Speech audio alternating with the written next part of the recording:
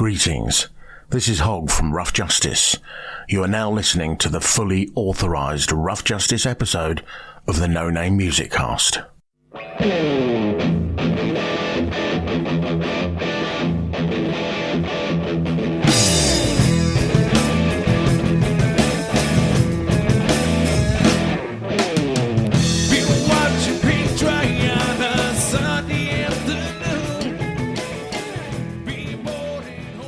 Hello and welcome, everybody. Welcome to the No Name Music Cast. My name's Tim, and this is Joy. And we are back to our normal recording night of a Wednesday. This was always traditionally the No Name Music Cast night, but due to, life happening and stuff, we haven't seemed to be recording much on a Wednesday. But here we are, so we're back to normal. What do you say, Joy? I give it a week. Well, we do need to cram some extra episodes because we're going to take a little bit of a break at the beginning of June. Again, Nothing, you will have no disturbed service from the No Name Music Cast. Your episodes will post every week as normal. But sometimes we do that. We get a little stock together and then we take a little break. Yes, and that's in the works right now. Absolutely. So anyhow, I'm going to pass it over to Joy, who I believe she has some music news and some other such items for you. Well, I saw this because we talked about Madonna's concert tour. I think you discussed her not showing up on time. Apparently, she did finish her concert tour, and it was in Brazil, Copacabana Beach, and it says that it was free. Her final concert tour, the celebration tour show was free. And it brought 1.6 million people, and she did show up on time.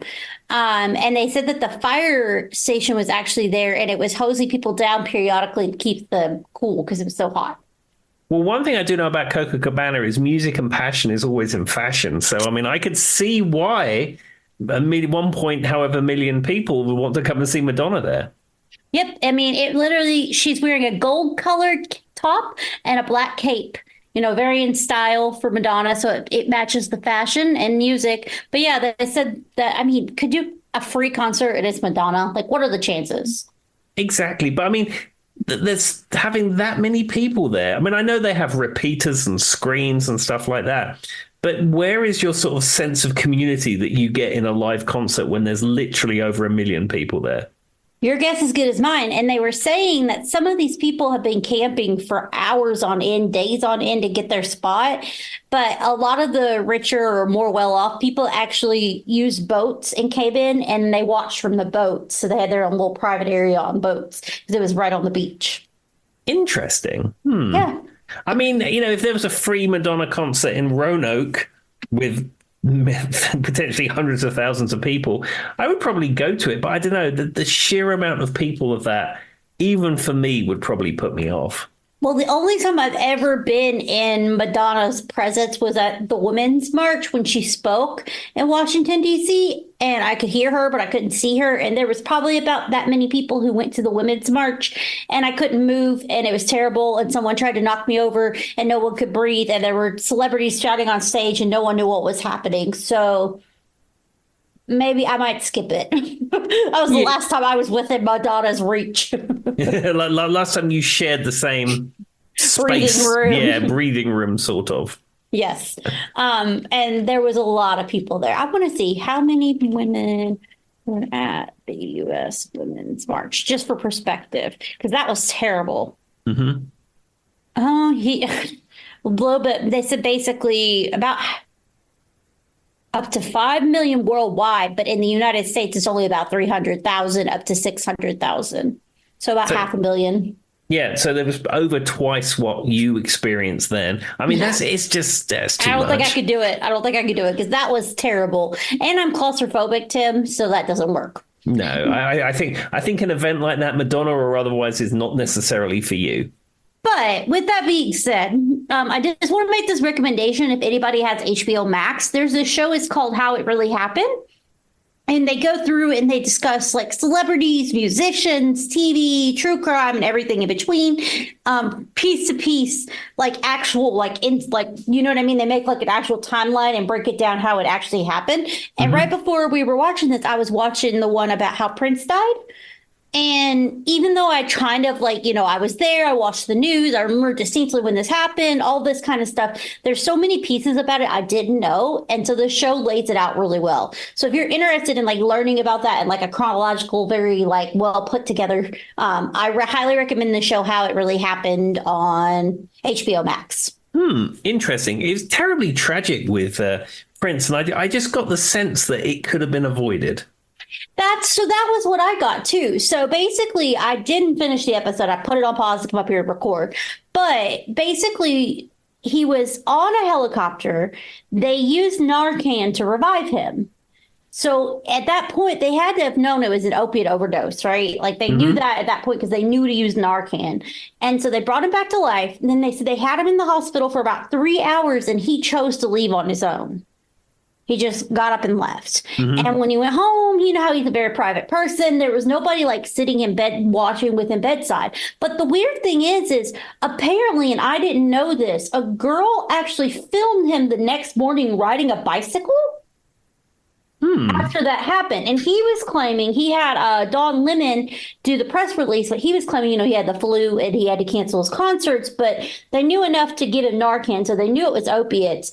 And then he was up enough that he went home after 3 hours in the hospital, even though they told him not to. And then the next morning he was outside riding his bike.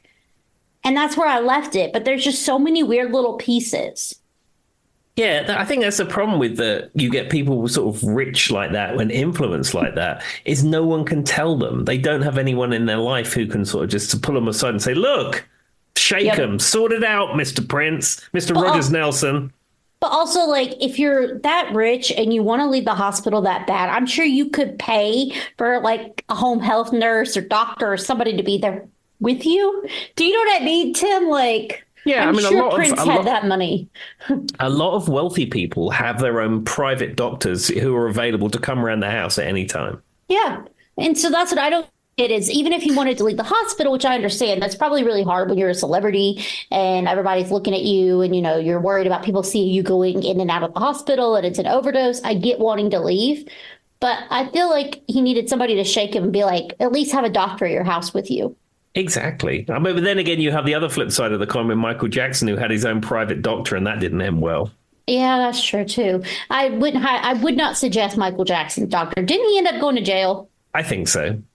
As he should. But anyway, back to the point. Michael Jackson is on this, the kind of breakdown. There's a part 1 and a part 2 of How It Really Happened. I haven't watched it yet, but that's on here as well.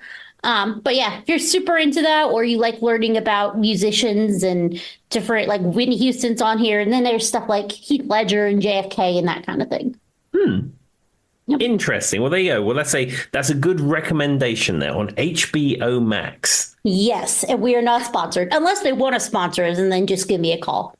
Exactly. Well, I have a couple of items before we get into the topic. The first one, which I thought was interesting, you've heard of the South by Southwest Festival. Yes. So this happens every year in Austin, Texas, and it has done for a number of years. I think it took a pause during the COVID's era. I think that was one of the first things that got canceled during the COVID's era. I remember that distinctly. I'm pretty sure it was. Yeah. But it started in 1987. It's been in Austin, Texas. And it's not just music. It's arts, design, fashion, speeches. It's like a whole cultural festival. Well, the interesting thing is in 2025, they have a new offshoot of the South by Southwest Festival, which is going to be running in London. Huh. That'll be interesting. Do you know what is supposed to happen? It says June 2025. It's going to happen in Shoreditch area of East London, which is somewhere near the Docklands type area of London.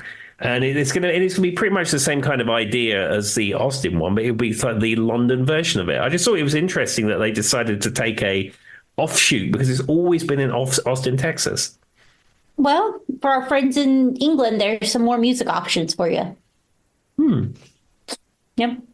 Well, I've never seen any of the South by Southwest concerts, but I've just heard of them for a while. It seems to be one of those things, like Tim said, it's more of a cultural thing than even just a concert.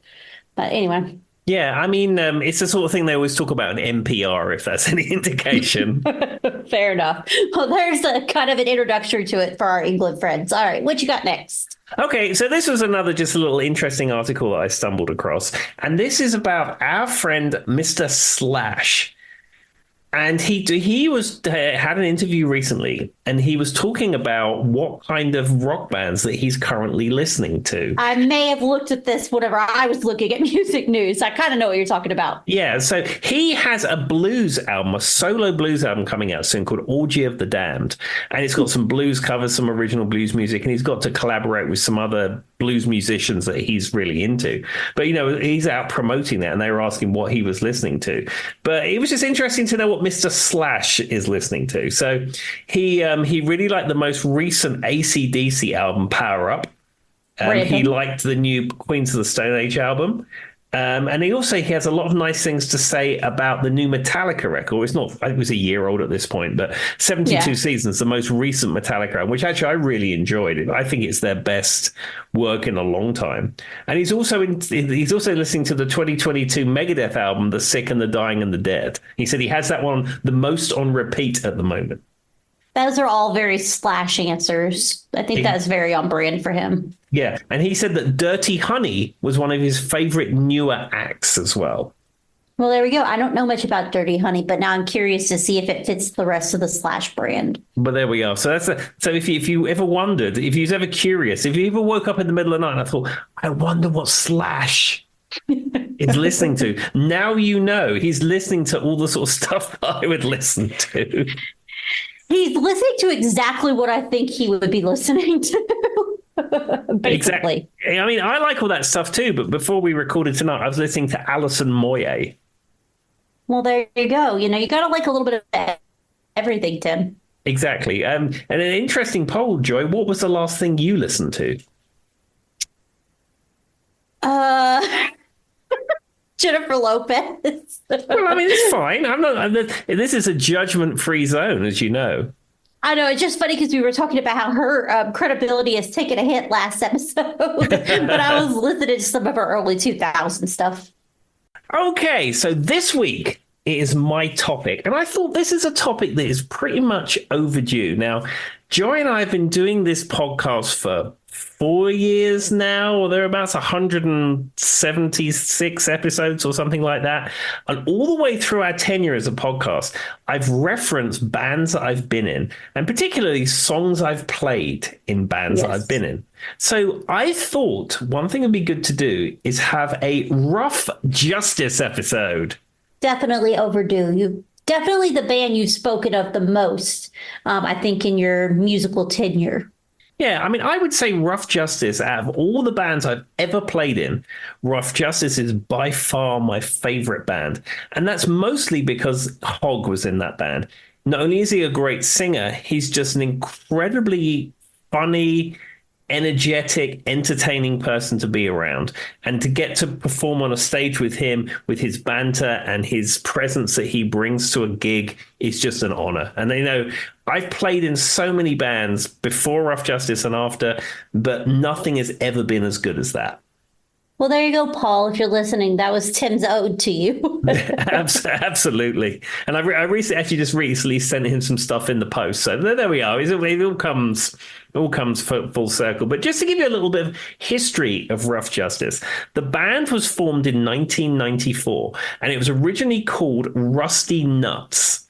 Of course it was. And they were called, I don't know where that name came from, but they played a gig in the Grey Horse in Kingston as Rusty Nuts. And this was before I was in the band. And they were maybe expecting a lukewarm turnout, and they had hundreds of people show up for this gig. And the reason being is there's a biker band in England called Dumpy's Rusty Nuts. And a lot of like the biker community all thought this was a very rare Dumpy's Rusty Nuts gig in a very small pub venue. That's so awkward. Yeah, so apparently the manager of Dumpy's Rusty Nuts got wind of this, called the Grey Horse in Kingston, got Hogg, I believe, on the phone, and sort of gave him a audible cease and desist order that the band's name had to change. Yeah, I like Rough Justice better anyway. Yeah, and the drummer Taffy, he went back to work like the next week or whatever like that, and told the story. And apparently, a workmate said, "Oh, he said that's terrible. That's Rough Justice, mate." And there we are. Rough Justice was born. And that's a cool name too, though. But like, I've never heard anybody say that's Rough Justice. Like, it's not something you generally hear people say. No, unless you work for the place that Taffy worked at in the mid-90s. Apparently, he was all over that. Well, fair enough. Well, I met Hog and the guitarist Russ in the Red Line in Twickenham at the jam session there. And I met them probably 93, 94, something like that. And when the guitarist Swampy left the band... Of course. When he left the band, I was asked to join Rough Justice. Now, everyone in Rough Justice had a wacky band name. And when they decided they wanted me to have me in the band, they went out to the pub and came back and christened me Caesar. Which makes zero sense knowing you, but okay. Yeah, apparently I had a Caesar haircut, whatever that means. I have no idea either. We could probably give it a goog for those listening, but I don't know what that means either. Yeah, I can tell you in the mid-90s, my hair did not look like what people think Julius Caesar's hair looks like. So I have no idea. But the original lineup was myself as Caesar, Hog, Taffy on the drums, and then you had Old Man River, or just River, on the bass. And then the other guitarist was just called Russ because he didn't want to get involved. He was too cool for band nicknames and shenanigans like that. Was his real name Rusty, or didn't he went by Russ, or was his name Russ? His name was Russell. So really, he was going by a nickname. He just wasn't going by one of your crazy nicknames. Yeah, I mean, we tried to get nicknames to stick with him, and they would never stick. So he was just Russ. I'm one of those people, too, that I don't feel like anybody could give me a nickname and it would stick. I would just ignore it. Like, I would probably be Russ if I were in the band. So this version of Rough Justice gigged for a number of years, and then eventually Taffy dropped out, and he was replaced by Weasel. Old Man River dropped out, and he was replaced by Baz. Was he old? I think... No, Old Man River was probably the same age as me now. Oh. I was just curious if he was like a 90-year-old man. Never mind. No. And then I believe Baz dropped out and was replaced by Pogo. Of course. And then the Russ dropped out and he was replaced by a keyboard player called the Spaceman. That all checks out. Sounds right. And then I believe the Spaceman dropped out and he was replaced by a guitarist called Jules. Well, Jules was his real name, though, right? Absolutely, yeah. His name was Julian, but, that's what people used to call him. Fair enough. Okay. So we gigged this for a while, and then I think it was around 2000 or something like that, maybe just after, Hogg and his wife went to work at a summer camp in New Jersey in the United States. And they've both worked in caring professions their whole life. And they decided to come to the United States. So obviously that was the end of Rough Justice as we knew it. We had a big farewell gig at the Armstrong Gun in Englefield Green. And it was like one of these things where we played all afternoon out in the garden. And then we closed the festivities with the world's longest version of Freebird, which was 29 and a half minutes. I'm going to be honest. That sounds terrible. I would hope that I had drank quite a bit if I had to do 29 minutes of Freebird. Well, as you know, it's England. People are drinking all the time. So, I mean, they were probably into it. I mean, I will tell you, even though I was up there on that stage performing Freebird, and we tried to make it the longest version of Freebird we possibly could, at minute 27, we was losing interest. I can tell you that. Your fingers were moving, but your brain was gone. Fair enough. So anyway, that was the end of the Rough Justice in that incarnation. We all went our separate ways. I went on to play with Guilty Party. I went on to play with Moroccan Soul. And then about 18 months or so later, maybe a little bit later, I can't remember exactly how long he was away, Hogg comes back from America. And when I first saw him sort of a few weeks after he got back, I mentioned about playing in Rough Justice again. And yeah, he was lukewarm and didn't know if he wanted to get back involved in that world. And then sometime after the fact, I was busy playing in other bands. He joined a band called Punch Monkey. Of course it was. Yeah, and they went out gigging, and they played a little bit more newer material than I was used to. But their guitarist, they had one guitarist, and they had a much younger guitarist, and the much younger guitarist left, and there was a vacant position in Punch Monkey. So I was invited to jam with Punch Monkey, and I joined that band, and we gigged a little bit as Punch Monkey, and then it was decided that the bass player had to go. So Hogg said the famous words, "Wake up and smell the coffee," to the bass player, and his services were no longer needed in the band. All right, then. I mean, that's one way to do it. That's not really how I would do it as an HR manager, but I'll take it. Yeah, I mean, as I've said to you before, local bands, or probably bands on all levels. I'm just kidding. Yeah, it's like a business, but with no HR department. That makes sense. That checks out. Yeah, so he left, or was asked, well, more accurately, was asked to leave, and then a sort of a local musician luminary that would all play with, Dangerous Dave, came into the band, and at that point there was an official rebranding campaign. The band was rebranded Rough Justice. Rough Justice were back. We actually played our first gig back as Rough Justice back at the Armstrong Garden in Englefield Green. Well, there you go. I mean, it all went full circle. Absolutely. And at that point, the lineup was myself as Caesar, Dangerous Dave. You had the Mighty Mammal on the drums, and then you had the Stoner on other guitar. And that was the lineup of Rough Justice that ran from 2003, 2004, something like that, all the way up to 2011, when I left to come to the United States. Now, towards the end of our tenure, I think it was about 2010 or something like that, Hogg said he didn't want to do Rough Justice anymore.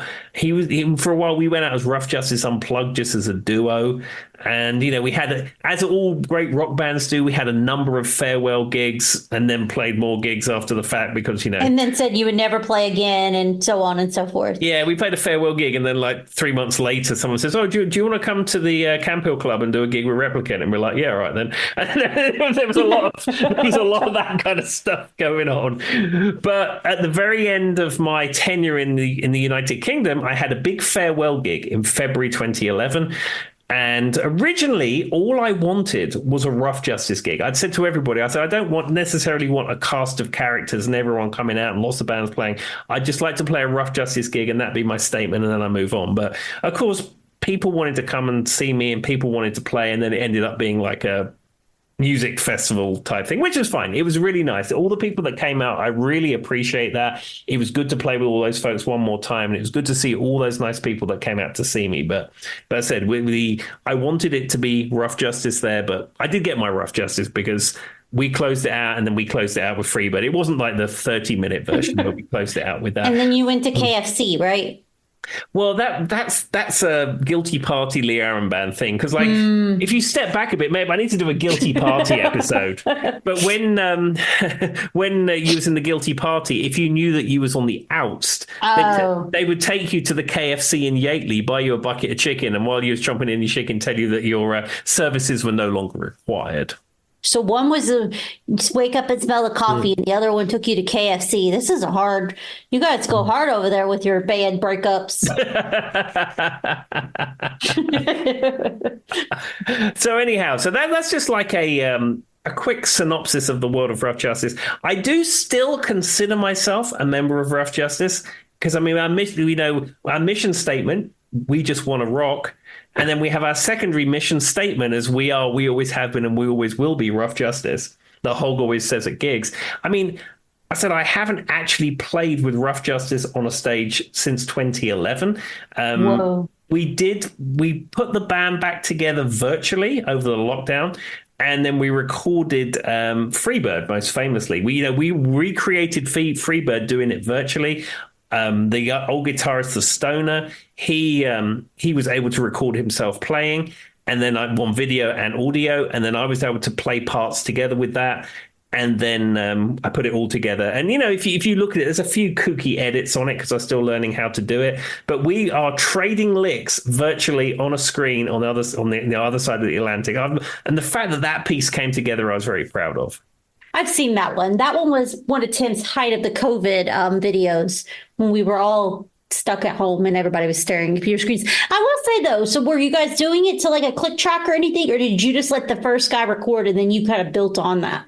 So what I did is I found the backing track of Freebird, Lynyrd Skynyrd's Freebird. You can, if you go on the internet, you can find that stuff. So I found the original backing track. Okay. And then it wasn't long enough, believe it or not. It was not long enough for what I wanted to do. So I went through Isn't it like 10 minutes long? It was, I think it was 6.5 minutes or 7 or something like that, but it needed to be about a couple of minutes longer. So I was able to copy and paste a few sections in software to make it as longer as I want. I then got Hog to record his vocal. That was pretty much the easy part to do from an editing perspective. Yeah. And then my first solo was and I put a guide first solo down. And then the bit where myself and the stoner trade licks, I put like guide licks in and then gaps and guide lick in a gap. Oh, okay. I see what you're saying. That makes sense. I then sent him what I'd done, and then he was playing to my solos and playing in the gaps. And then when I got it back, I erased out all of my guide parts and then had him up on the screen and I could see what he was doing. And then I re-recorded all the parts looking at him on the screen. That makes sense. And so it's kind of like your version of a track for everyone to follow. Same day. Yeah, and there's a bit at the end where we're both playing leads together. And I'm trying to follow him. And and it's mostly what you see my fingers doing on the screen is what you hear. But there's a couple of bits where there's a couple of bad notes. And I must confess, I did go in and go copy, paste, edit, delete. But I mean, you can't tell that. Well, the world knows all your secrets now, Tim. Tim is not was it a one record wonder, Tim? Did you record it multiple times or you only do it once? Well, I mean, it took a while to compile that. There was elements of it that was recorded live in this room. There's elements where I was playing along to stuff I'd previously recorded, but you couldn't really tell if you watched the whole thing. All right. Well, that's how it all comes full circle. There we are. So what I thought I would do, just to try and put something to sort of tie this all together, if you will. I went through my archives and I found a Rough Justice set list. Now, this set list is from August 2009. So this is in the second era of the band, not the first era. This is we used to call it the classic era and the modern era. So this was from the modern era of Rough Justice. And this set list is probably representative of what we were playing in that period of time, especially towards the end, the last 2 or 3 years. We'd add some songs to it, but it was sort of reasonably representative of this. So I thought it'd be interesting to go through this track by track, and then we can comment on the songs like that. And I think you might be interested to see a couple of these songs. And to be honest, a few of these songs, I'd forgotten that we even played them.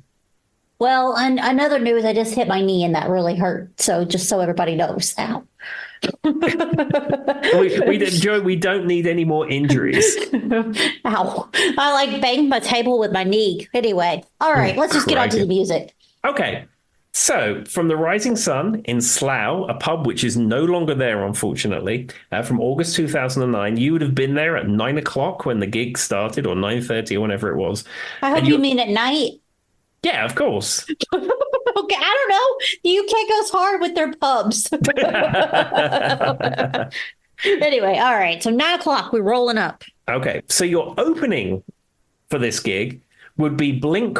Well, no, actually, no. That's coming up later. This was You Really Got Me by the Kinks. I mean, that's a great opening song. It really gets people hyped up, I guess. Yeah, I'd even forgotten that we played Really Got Me, to be honest. I mean, it's a song though I feel like local bands do pretty often. It's a pretty common one. Yeah, I think so. I mean, it's not a terribly strong opener, but the thing is with Really Got Me is it's Van Halen famously covered it, and the other guitarist, the Stoner, he loved Van Halen's music. I love Van Halen's music. So if you're going to cover that like a Kinks song, that's probably where you're going to go. That makes sense. I mean, it's not a bad opener, but it would draw people in, I think, because people like that song and everybody knows it. Absolutely. Yeah, it's a staple of pub cover bands, it's fair to say. All right, what's next? Okay, so I misread it from the set list. So This is Blink 182's All the Small Things. Blink 182 is all the small things. So we had it online where people were going back and forth if it's Blink 182 or Blink 182. And almost everybody universally outside of the United States was saying our friend from Australia and different things like that. Blink 182. Yeah. But the band themselves say Blink 182. It's the famous number band debate that will always be. Yeah, I don't know what I never even really heard it as Blink 182 until I think you mentioned it. To me, it's always Blink 182.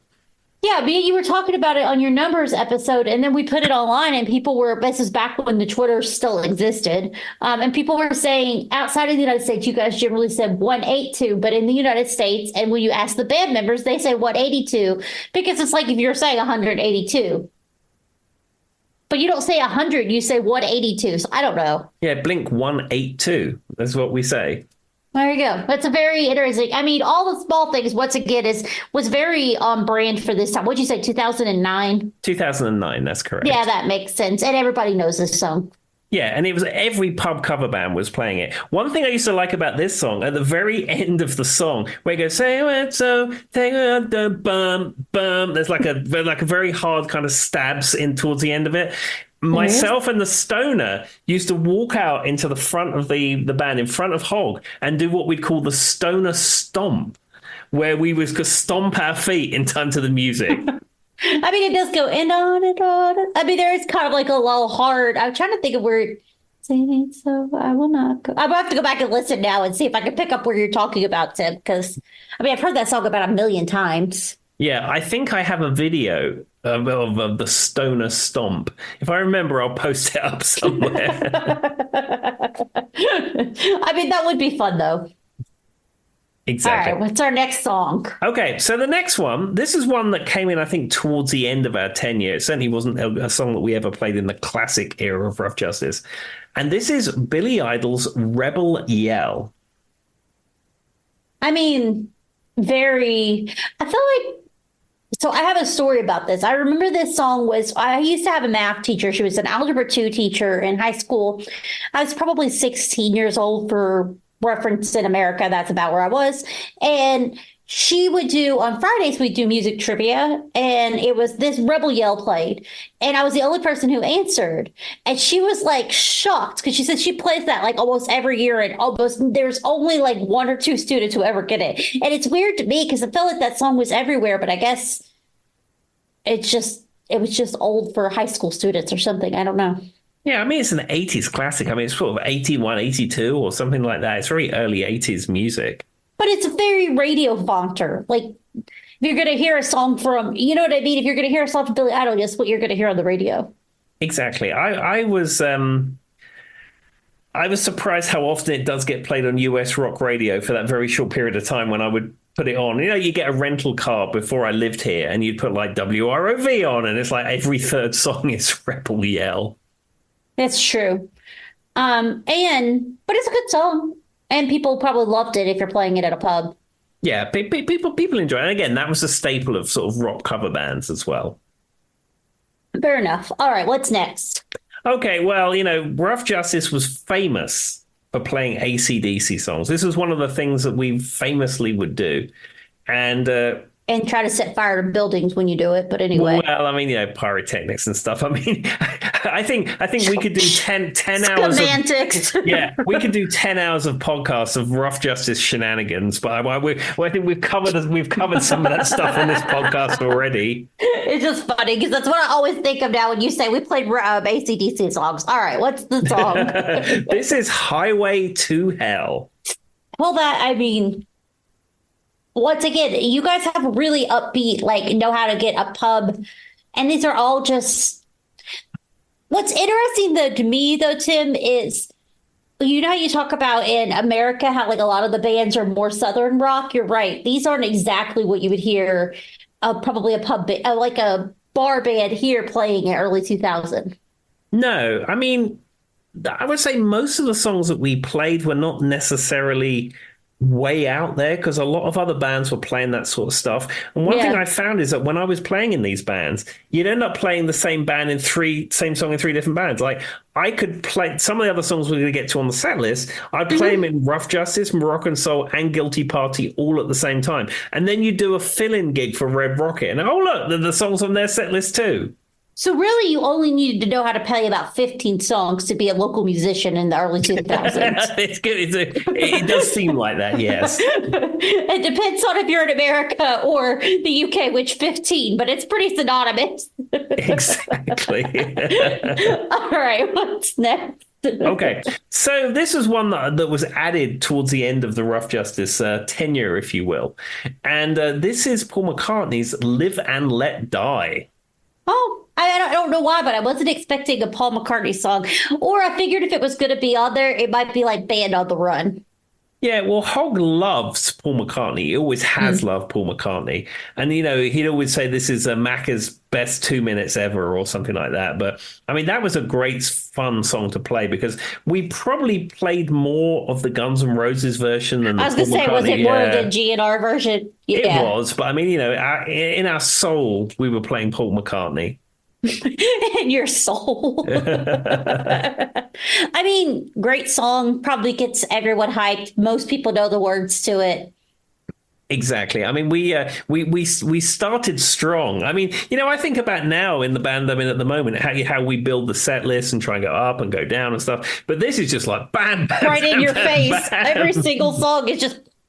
Yep, you're right. Exactly. I mean, I loved playing with this band. I wish I could still be playing with this band. And that's no disrespect to people I'm playing with now or after Rough Justice or anything. But there was something about the music we played with the lineup we had and with Hogg fronting it. It was just so special. Well, at least you have that forever. And maybe if Hogg's listening, he could drive down and you guys could hang out for a day. Yeah, he can come around in one of his massive gas-guzzling cars. We'll park outside. We can come around and we'll do a gig or something. I don't know. I see him on the Facebooks a lot. He's out and about. Exactly. Yeah, I think he's taken a new job. He's like a groundsman or something now. Yeah, I saw him post something about taking a new gig. So he's probably got some good PTO time. He can take it, come see Tim.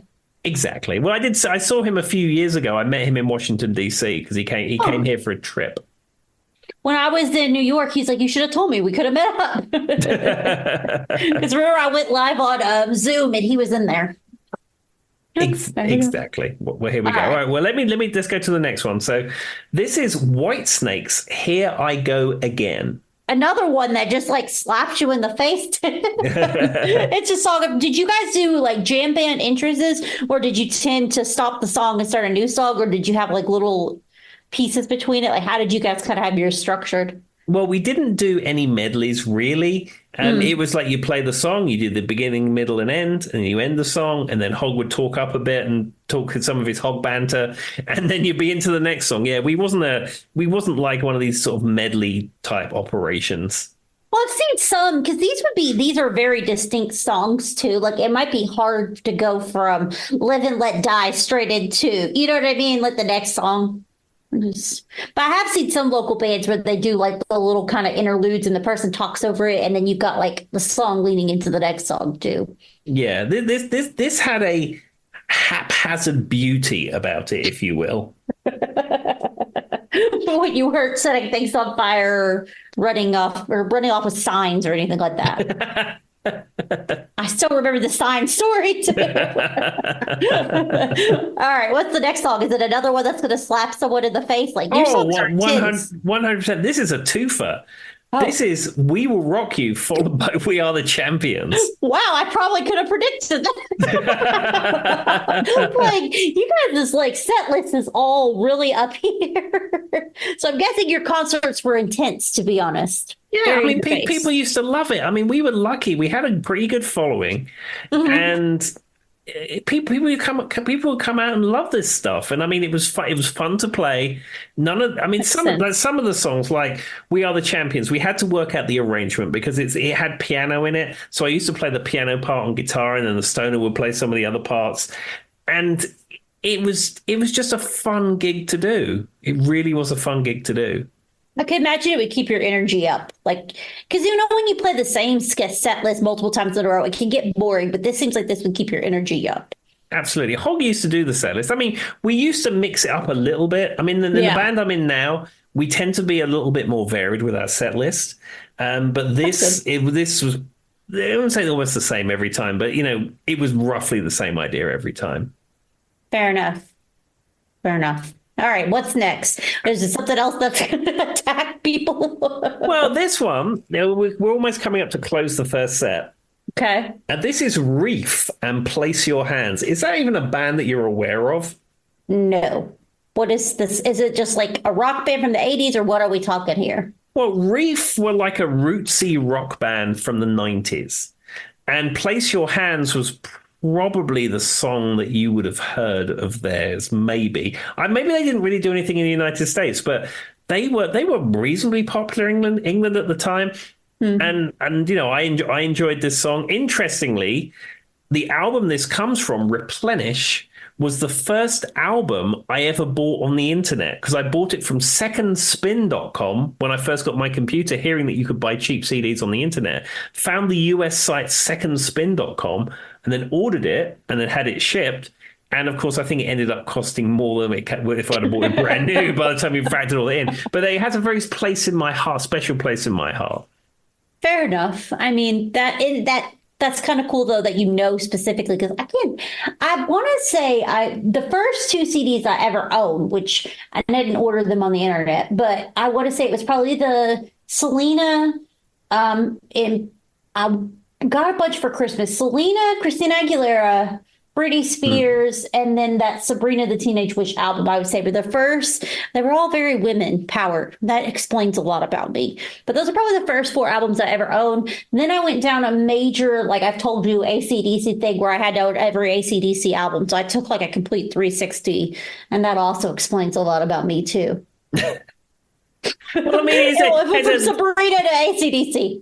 And let me tell you, there is nothing wrong with that. But it's cool that you remember that, because now I'm like, what was the first CD I owned? And I do remember the first hit clips I owned was a Jive Records one with Britney Spears doing Hit Me Baby One More Time. In glorious 32K resolution, and it was 40 seconds of the song. I mean, possibly the worst audio format of all time, but... It really is. And it's funny when we talk about it, Tim, because, everybody likes to be so nostalgic about different things. But like when we talked about how like actual vinyl is like the worst thing ever to like put music on and listen to, it warps. It doesn't always sound that great. 8 tracks used to just fall apart.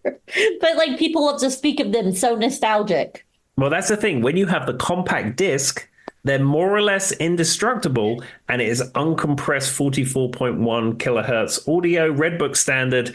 And yeah, some vinyl records sound amazing. Some vinyl records sound terrible. But I will tell you, as a rule, compact discs, unless they're brick-walled, they do mostly sound great. And that's Tim's PSA for the day. There we are. Anyway, all right. Well, what's next? Okay, so our penultimate song from the end of the first set. You'd be all hyped up for this, and then Hog would lay this on you, and this is Creep, Radiohead's Creep.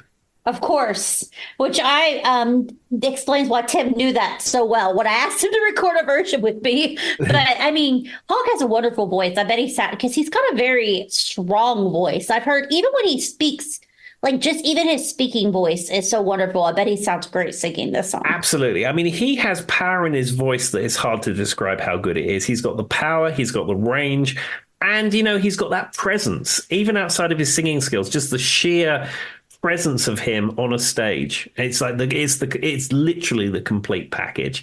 And when Creep, it has a very special memory for me, and it could have been this gig from August 2009, I'm not sure, but it was certainly at the Rising Sun. We played Creep, and then slightly into it, he undid his belt and dropped his trousers. I mean, and he stood there singing the whole song with his trousers around his ankles. He was trying to embody the song, Tim. Exactly. That's all I could come up with, is he was trying to embody the song, and, he really went for it. It was just hilarious. And like there was because, I don't think Facebook was probably a thing then, but most of our band communications were done on email. And then the emails the next morning were going on about, I'm sure that was it Tom York? Is that the guy from Radiohead? Yep. Yeah, I'm sure Tom York will be using that at his next Radiohead performance. He'll be standing there with his trousers around his ankles. I mean, all I'm saying is Hog was embodying the song. He really went for it, Tim, and that's all that matters. Not and only for a, effort. Yeah, not only a singer, but a performance artiste. He's probably out there going, I'm never going to live that down, am I? But I think Pog doesn't care though. He would own that. If you asked him now, one, he probably couldn't remember it. But if he could remember it, he would own it. At least you're honest, Tim. One, he can't remember it, but two, if he did remember it, he'd own it. Yeah, 100%. Fair. Me and Hog have that in common. I'm very hard to embarrass as a person. Like, I feel like I'm the kind of person that it takes a lot to embarrass me, so I get that. Well, there we are. You and Mr. Hogg have a lot in common there. All right, what's the next one, Tim? Okay, so we're closing out the first set of Rough Justice at the Rising Sun. And we're closing it out with Rocking in the Free World. Oh, good choice. Yeah, and it was funny. Neil Young's Rocking in the Free World was one of those songs that every band played, every cover band played. You could go to any of those jam nights that I used to go to and say, can we do Rockin' in the Free World? Like, oh yeah, and everyone would know it. And it's funny, I don't know if it was ever a hit in the England, but somehow it just got sucked into local band set lists, and I don't know how. And it's weird because, like, it was, I mean, I've heard it's got something about like red, white, blue. It's about America. It's interesting to me that you're saying it was such a staple in these like UK local bands, because I feel like it never was in America. Like, I just don't feel like it probably ever was. And this song is about America. Yeah, it's weird. And another one that was similar was we didn't play it in this set list, but Teenage Kicks was another one that was in the undertones is Teenage Kicks. Every local band played that, every jam night played that. And again, where did that come from? It was a huge hit here, but it wasn't like a local band hit. Like, it was just a radio hit. Interesting. Well, there we go, guys. But I just find that funny because I guarantee you that was a UK thing. I don't think American bands were playing Rocking in the USA.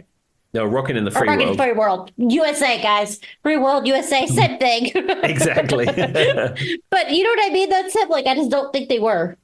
Yeah, very odd. I don't know where it came from. I mean, I don't know if local bands are still playing Rockin' in the Free World. They probably are. I honestly don't know.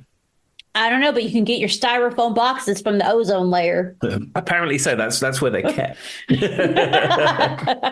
All right, what's next? Okay, so that was our first set. We would have taken a 15, 20-minute break. We came back and we opened with the Beastie Boys' Fight for Your Right to Party. Of course you do. It's very on brand. Now, that song I feel like is a universal song that's probably played in a lot of local bands. I think so. But the best part was Hog used to change the lyric and he says, "Mum, what's that noise?" And he says, "You're just jealous. It's the Rough Justice Boys." Wow. Taking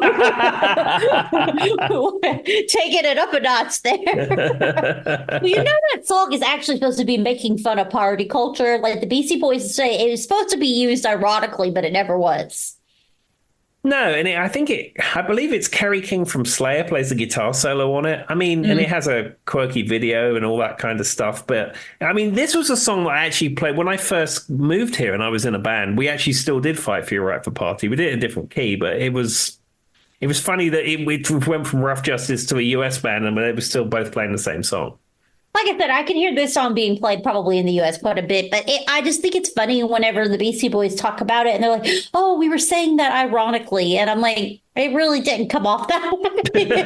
Like, I feel like you guys think the song is more poetic than it really is. But you know what I mean, Tim? Like, if they were going for the irony, I just don't think it comes through with the way the song is played. No, it's more like an anthem of that you want to party rather than the fact that it is some kind of ironic statement. Yeah, because they're basically like, we were making fun of, like, you know, frat boys and party culture and things like that. I'm like, well, you didn't really do a great job at it. Because I've never heard it used ironically ever. Not in the slightest, but there we All are. right. What's the next song? Okay, so this one is Nirvana's "Smells Like Teen Spirit." Now, this was played by a number of cover bands. This was added to the set, I think, by popular request.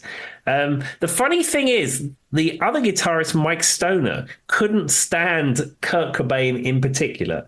He was very funny about things he liked and things he disliked, and he certainly had no love for Kurt Cobain's guitar playing. So when he used to take the solo in this, and he used to just play widdly, widdly, widdly, widdly guitar in it as some kind of statement.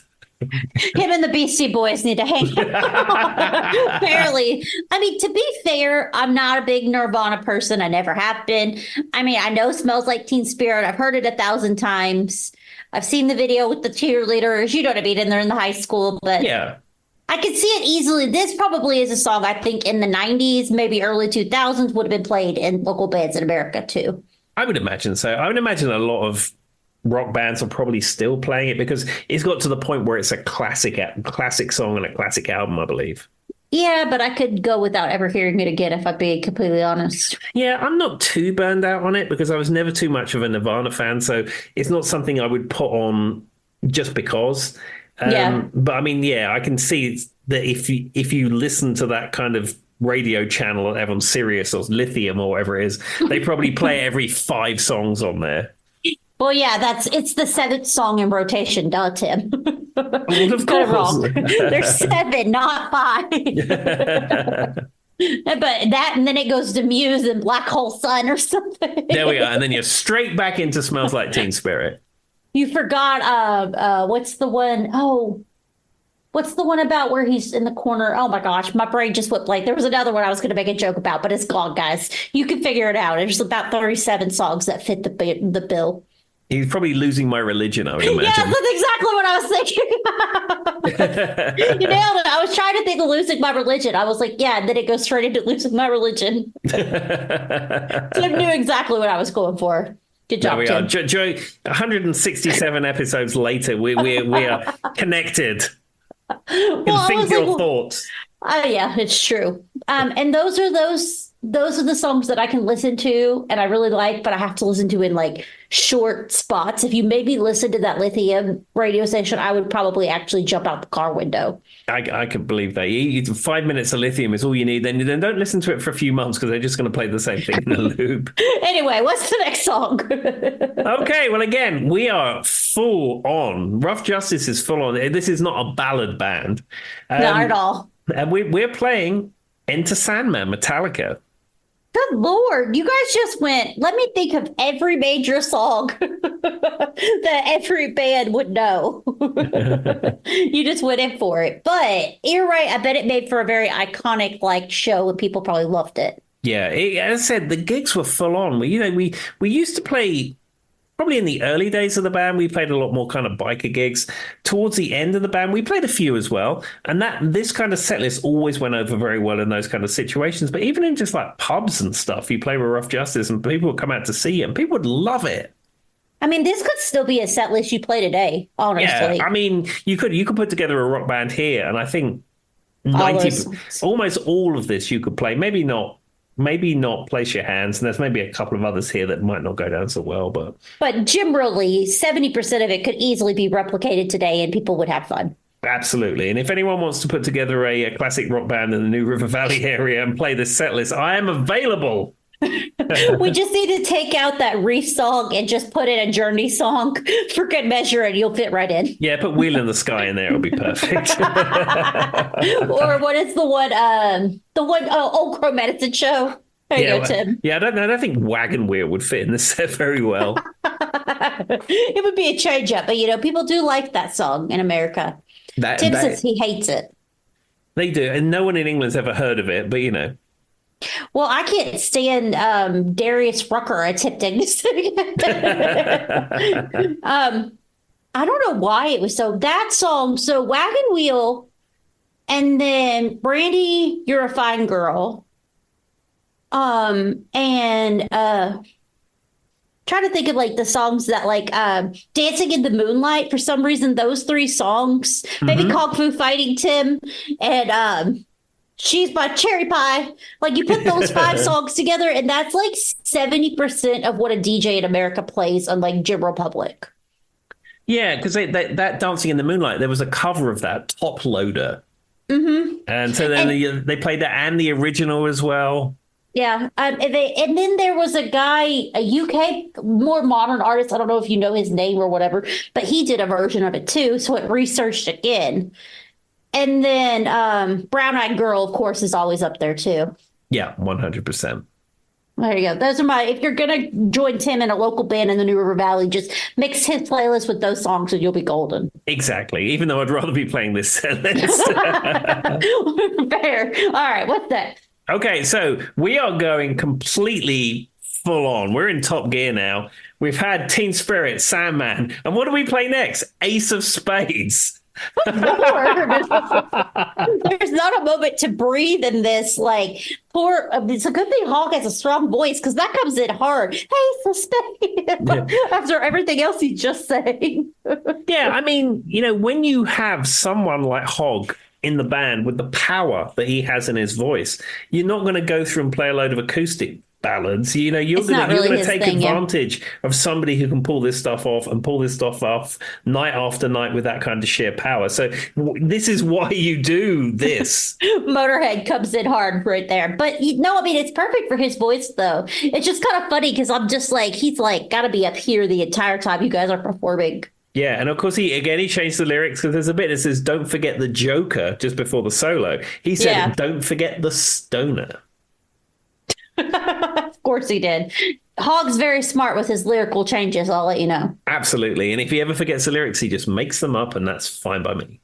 I don't care either. Charlie does it all the time because he can't remember the lyrics to anything, and he just tells me he's freestyling.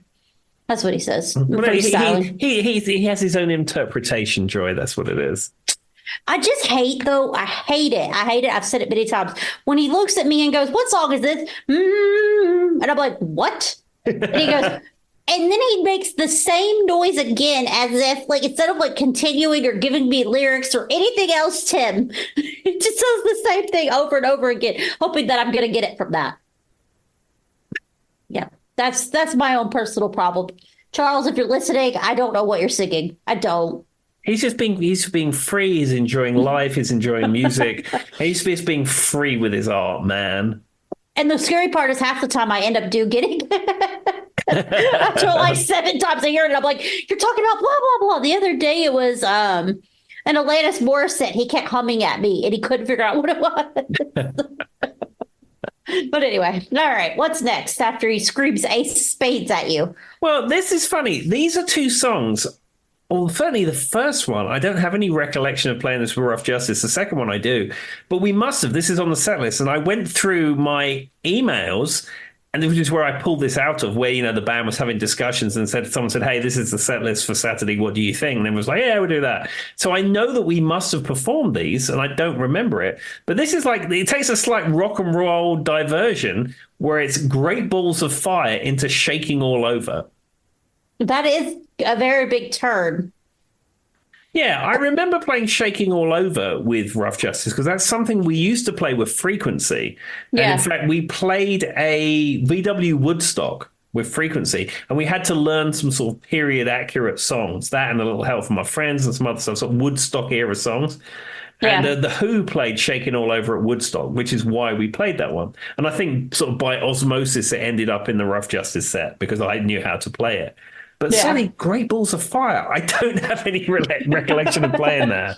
Maybe it was only a small sample of it. Like it was it was just like a narrow entryway into that and then it ended. I don't know. I mean, I've gone through my archives of videos I have. See, this was at a time where, yes, people had digital cameras and people had the ability to record video on digital cameras, but it wasn't quite so widespread as it is now, where everyone has a high quality, high definition recording device and everything ends up on the internet immediately. This kind of era was before that was everything. Some people were doing it, but not everyone was doing it. So I said I have pictures and some video clips, but I don't have exhaustive footage from this era. I mean, for example, like the last couple of bands I've been in here, I mean, I've got every variation of every song and every quality and recordings off the desk and all this stuff. But this is kind of a little bit of a no person's land, if you will, from the recording aspect. Well, maybe you just didn't like playing it, so you mentally blocked it out each time, Tim. No, I'm sure it would have been great and Hog killed it, but I mean... Well, I mean, I just bet maybe you just didn't like the song.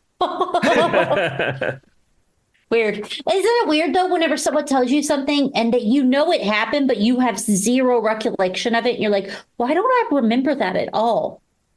Yeah, I mean, as I said many times, I'm blessed with a really good memory. Like, for example, all the stories I told at the beginning of this episode, I have no notes for those. This is just off the top of my head. I was thinking today, should I write this all down and make notes and decide how I'm going to describe it? And I thought, no, I'm just going to wing it off the top of my head because I can probably do that. And then they said, I'm lucky that I can do that. I can remember these stories and these people and these faces and these pubs, and I'm good with that. I'm really lucky that my memory is as good as it is, but I still have no recollection of Great Balls of Fire. I've got a pretty good memory, and especially when it comes to music and stories, I'm very much an audio learner. So if I talk about something, I'll remember it. So I understand what you're saying, but it is funny when someone brings something up to you and you're like, really? I don't remember that at all. But anyway, but that's funny. Well, I mean, hopefully it was good if you don't remember it. I'm sure it was wonderful. There we are. I'm sure it was. If anybody out there has footage of Tim playing, he would like to see it. It's funny. Anyhow, all right, let's move to the next one. Now, the next song here, we're in the middle of the second set now. And this is another song that we was famous for. We played this in the original version, or the classic era of Rough Justice, if you will. And then we also played it in the modern era, which is why it's in this set. The OG version, Tim. That's what you got to call it. There we are. And this is another AC/DC song, and this is Whole Lotta Rosie. That is something that we definitely has played in American local bands. I mean, AC/DC as a whole it's probably played, makes up like 50% of American local rock bands. I would imagine so. I mean, ever since I've lived here, I haven't really played in a straight rock band. I mean, my last band I was in played a small spattering of this sort of set list, and the band I'm in now doesn't really do this kind of music. Is it more poppy?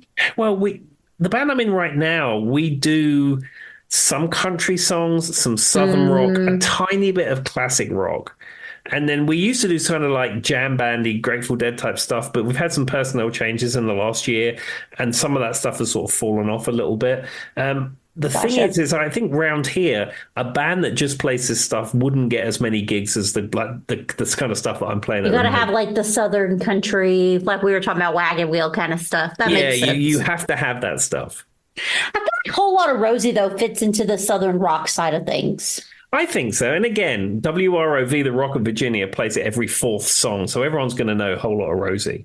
Yeah, you would not have anyone be like, I've never heard that song before. Plus, it's classic 70s AC/DC. You can't really go wrong. No, absolutely not. And again, this was one of the songs that we were famous for.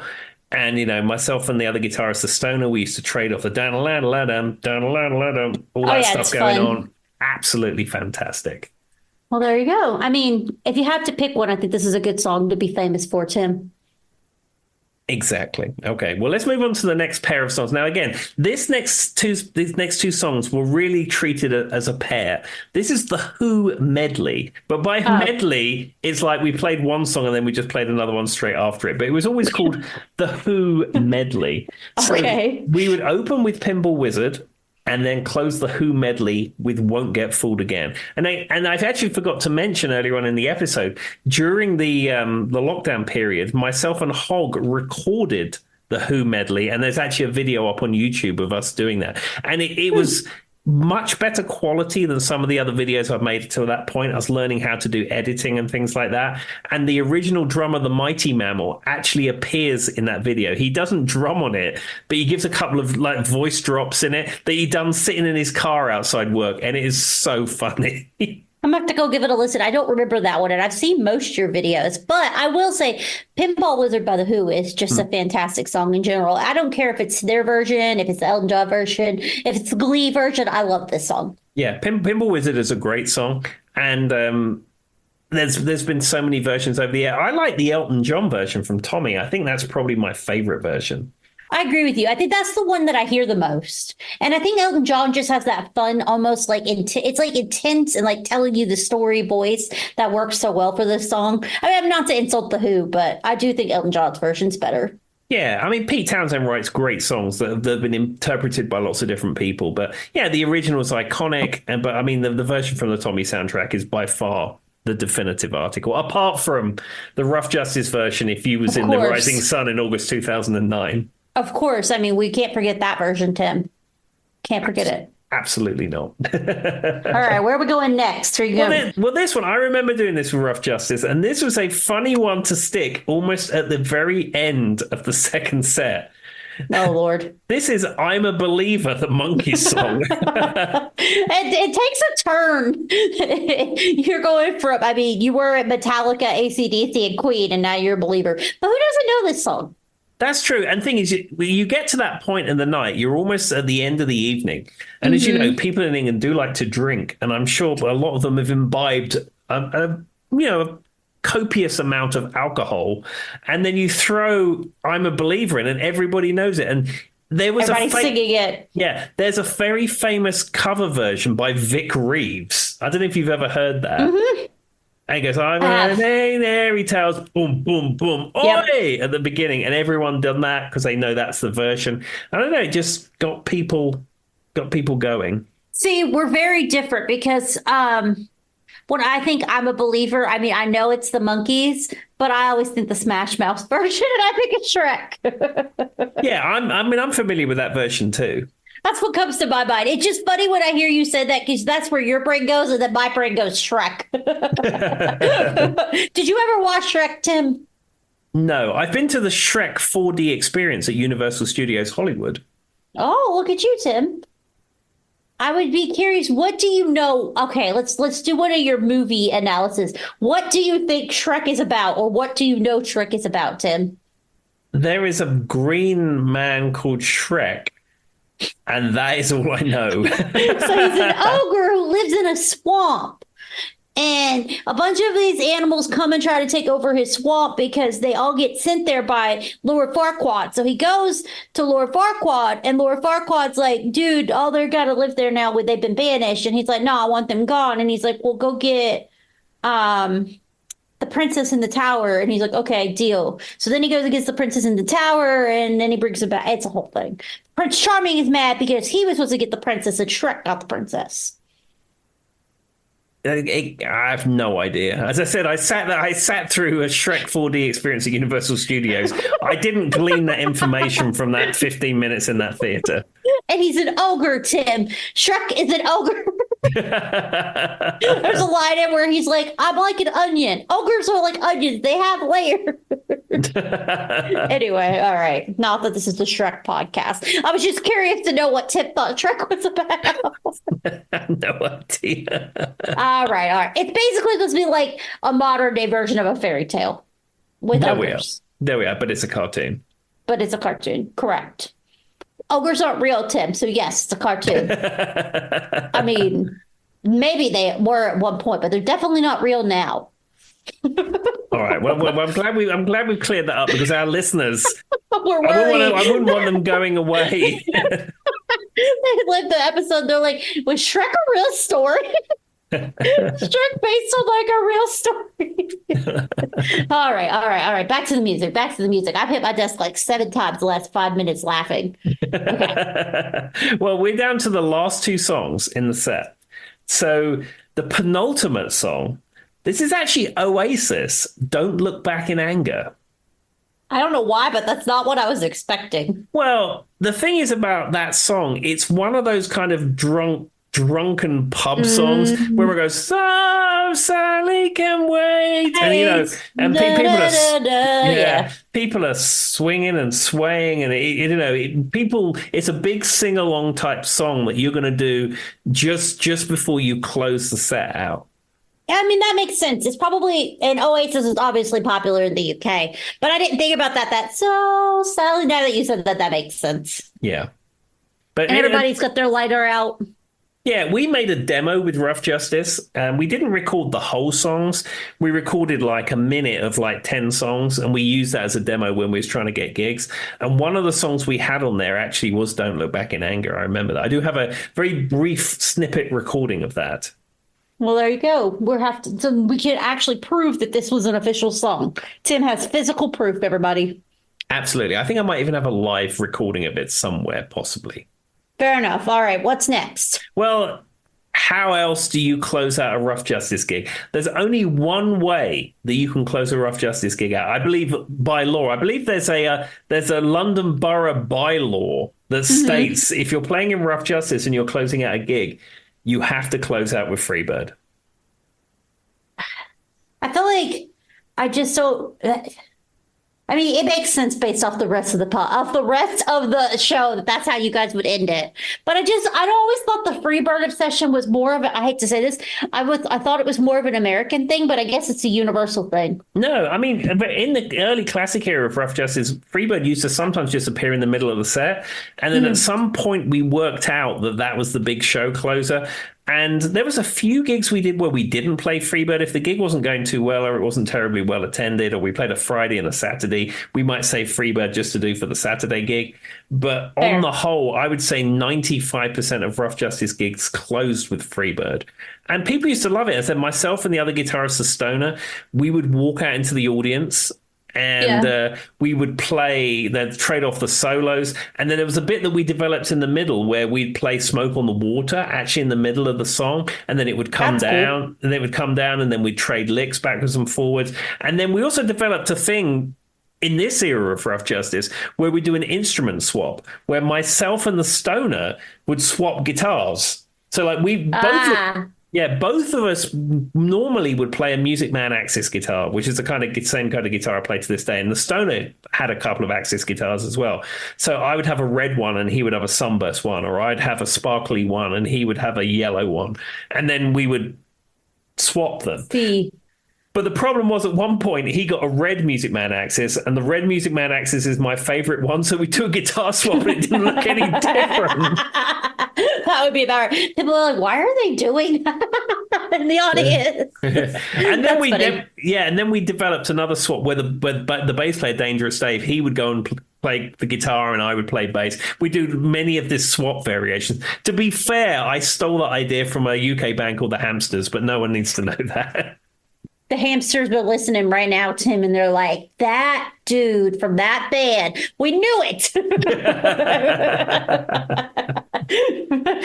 There's an eye twitching out the distance. Well, I mean, so that's your set list. There you go. I will just say there was a few spares on the bottom of the list that wasn't performed at this gig. One of them, I'm glad we didn't play, Sweet Child of Mine. Yeah. Another one was Sweet Home Alabama. Again, a song I'm very happy never to play at. Another one was Back in the USSR. And one that used to go down pretty well was American Idiot. Huh. I mean, you're talking 2009. I could see American Idiot being pretty popular at that moment. Yeah, that was popular. Later on, I think a year or so after this, we started doing Europe's The Final Countdown.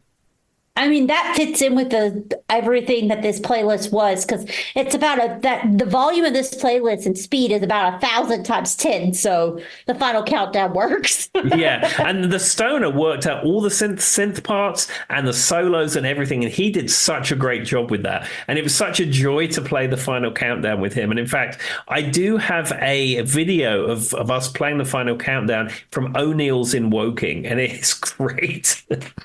I'm going to ask you a really random question. So I always think of the Final Countdown, and then there's another song that comes to mind when I think of it. It's The Heat of the Moment by Asia. Have you ever played that in a band, Tim? No, I'm very familiar with that song, but no, I've never played Heat of the Moment. Missed opportunity. You need to add that to a set list at some point, Tim. I bet it would go over very well. Yeah, well, when I put together my classic rock cover band in the New River Valley that no one will probably come and see, I will make sure that Asia's Heat of the Moment is slap bang in the set. Maybe I'll swap out Creep or Place Your Hands or something. I don't know. I could never hear Creep again and I'd be perfectly fine. But anyway, all right. But yes, I feel like Heat of the Moment needs to be added to the mix. Marvelous. Cool. Well, anyway, before we close the episode out, just a little thing. So, ladies and gentlemen who listen to this podcast, normally at the end of the episode, Joy and I have a little chat and then we close the episode out. You hear the closing music and that's it. This episode is going to be a little bit different because I was going through my archives and I remembered in the original classic era of Rough Justice, we recorded a demo and we recorded some cover versions, but we actually had one original song of Rough Justice called Only One Thing, Rough Justice. So as a little bonus for you at the end of this episode, I'm going to tack that song on the end of this podcast. So enjoy some classic Rough Justice from 97, 98, something around that kind of era. Said the only real original song we ever had. We did have a song called Lockdown, which we put together, myself and Hogg put together during the lockdown period. And it was a statement of the time, if you will. And the lyrics were written by the original drummer Taffy. But as far as actual full band performance, Only One Thing, Rough Justice is the only song we ever had. Is this available on any streaming platforms, Tim, or is this only going to be heard here forever? It's only going to be heard here. I've thought about publishing some of this stuff to streaming platforms, but you run into issues when they're cover versions and royalties. You can do it. That's what I figured. But I'm not really sure how that works, and it seems hard. So ladies and gentlemen, this is a No Name Music Cast exclusive where you can hear Only One Thing, Rough Justice. Of course, if you go onto the Radio Freak Jam YouTube page, during that era, that song did actually get a little bit of play. But as far as in perpetuity, this is where you're going to find it. All right, take it away, Rough Justice.